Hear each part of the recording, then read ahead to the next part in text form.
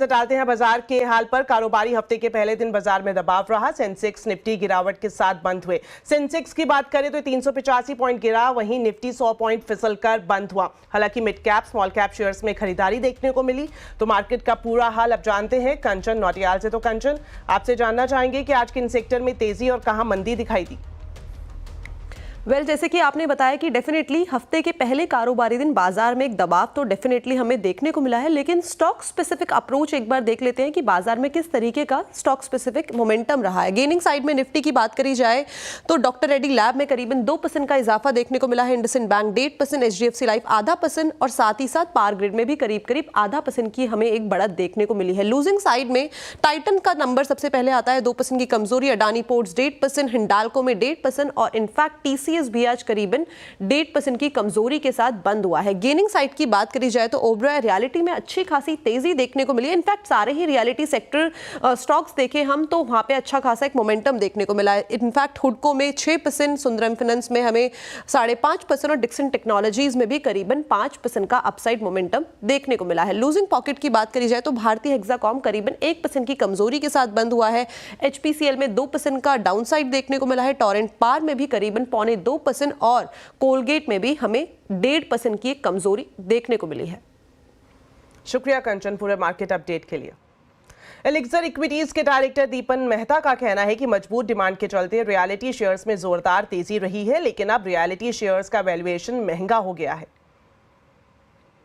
I think real estate में कई महीनों से सालों से हमने तेजी देखी है। उसकी वजह यह है कि there is apparently hardly any slowdown taking place.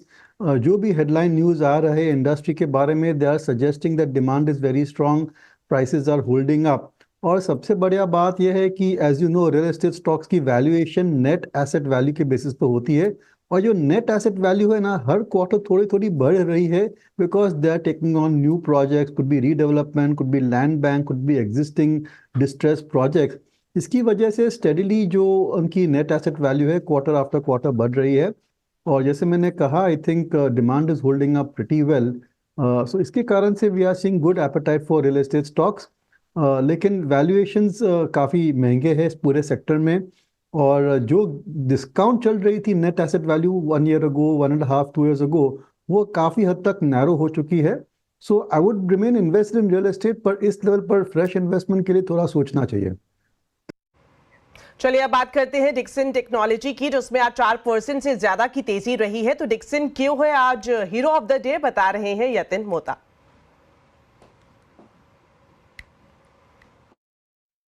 आज डिक्सन टेक्नोलॉजीज के शेयर्स फोकस में है। स्टॉक एफएनओ का टॉप गेनर है, और कहीं ना कहीं ये जो न्यूज़ फ्लो है, जहां डिक्सन एक जॉइंट वेंचर फॉर्म करने वाला है वीवो इंडिया के साथ, उसके बाद स्टॉक में बज़ बना हुआ है।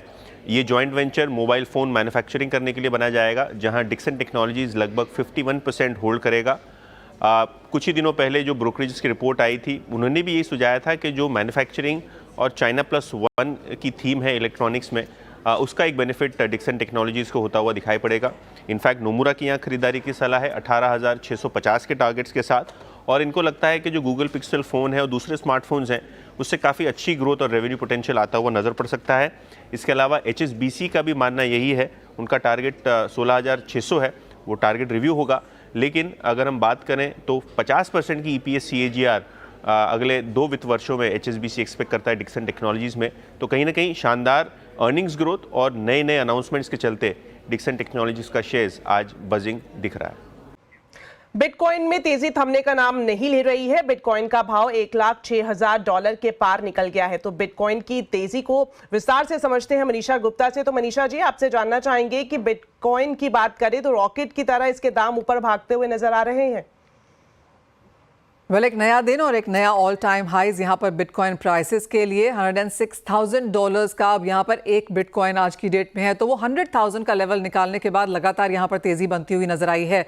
अगर यूएस इलेक्शन से अब तक देखें तो 41% की तेजी बिटकॉइन दिखा चुका है, और उसी के साथ बिटकॉइन का जो ओवरऑल मार्केट कैप है वो 2 ट्रिलियन के ऊपर है। और ओवरऑल सारी क्रिप्टो करेंसीज देखें तो $3.88 ट्रिलियन की अब ये मार्केट कैपिटल हो चुकी है। एक्चुअली अच्छा खासा पुश हमने यहाँ पर पर यूएस प्रेसिडेंट इलेक्ट ट्रंप को, जो उन्होंने इलेक्शन जीता है उसके बाद से आया है। यूएस प्रेसिडेंट यानी कि ट्रंप ने वीकेंड पे कहा है कि वो बिटकॉइन स्ट्रैटेजिक रिजर्व बनाना चाहते हैं। तो लेटेस्ट तेजी ऑफ कोर्स वहां से आई। इन एनी केस इलेक्शन से अब तक हमने करीबन 40-42% तक की तेजी बिटकॉइन में आते हुए देखी है।